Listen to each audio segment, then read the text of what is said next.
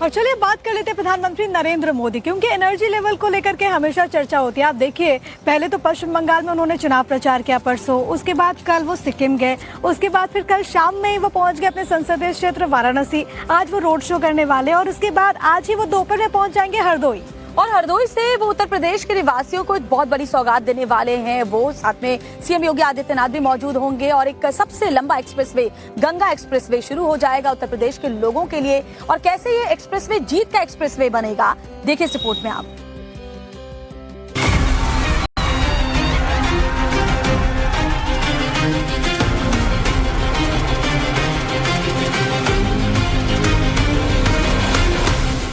उत्तर प्रदेश का सबसे लंबा एक्सप्रेसवे, मेरठ से प्रयागराज तक जाने वाला एक्सप्रेसवे, पश्चिमी उत्तर प्रदेश को पूर्वी उत्तर प्रदेश से जोड़ने वाला एक्सप्रेसवे, 594 किलोमीटर का सफर 6 घंटे में तय कराने वाला एक्सप्रेसवे।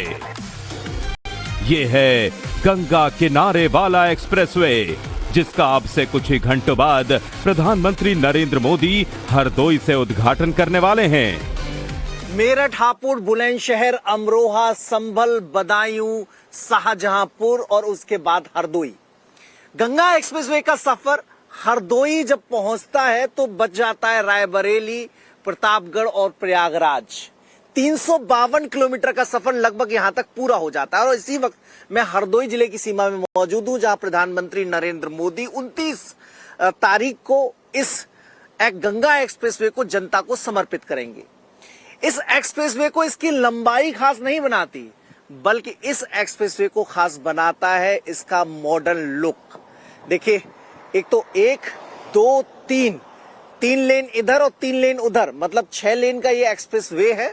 और एक लेन ये अगर ओवरटेक कोई करता है तो उसके लिए रखी गई है और इसे एक्सटेंड किया जा सकता है। इधर बीच में जगह है और फिर आपको सर्विस लेन नजर आएगी, जो कि एक्सप्रेस वे के दोनों तरफ बनाई गई है। तो अगर भविष्य में जरूरत के हिसाब से देखा जाए तो इस एक्सप्रेसवे को एक्सटेंड किया जा सकता है, क्योंकि यूपी का अब तक का सबसे बड़ा एक्सप्रेसवे ये माना जा रहा है। 12 जिलों और 519 गांवों को कनेक्ट करने वाले 594 किलोमीटर लंबे गंगा एक्सप्रेसवे पर कुल 21 इंटरचेंज, 2 मुख्य टोल प्लाजा, 2 अतिरिक्त मुख्य टोल प्लाजा और 19 रैंप टोल हैं। मल्लावा से अगर आपको गंगा एक्सप्रेसवे पर एंट्री लेनी है तो टोल नंबर 2 से आपको गुजरना पड़ेगा और यहां से सीधे प्रयागराज के लिए आप इस गंगा एक्सप्रेसवे का सफर का आनंद ले सकते हैं। यहां से आपको एंट्री लेनी पड़ेगी। ये देखिए, टोल भी बनकर तैयार हो गया है, स्टाफ भी मौजूद है, मॉनिटर लग गया, बारकोड रीडर भी तैयार है, डीएमसी वगैरह जो रिसोर्सेज होते हैं वो तैयार है, एम्प्लॉय भी सारे आ गए। हालांकि एडमिनिस्ट्रेशन ब्लॉक भी बनके तैयार हो गया है। इसमें क्या क्या बनाया गया है? ये सब कैमरा वगैरह लगे हैं, सब कंट्रोल रूम है ये।